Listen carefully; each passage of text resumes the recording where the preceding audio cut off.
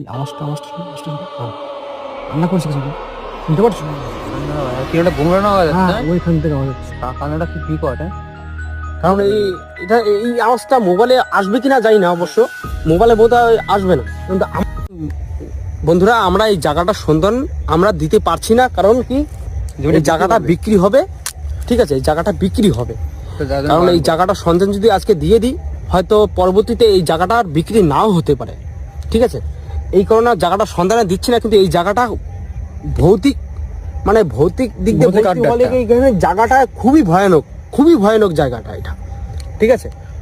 আচ্ছা ঠিক আছে, তাহলে আমরা এখন যাই সেই জায়গাটা দেখি, পরিদর্শন করে দেখি জায়গাটা সত্যি কিনা মিথ্যা।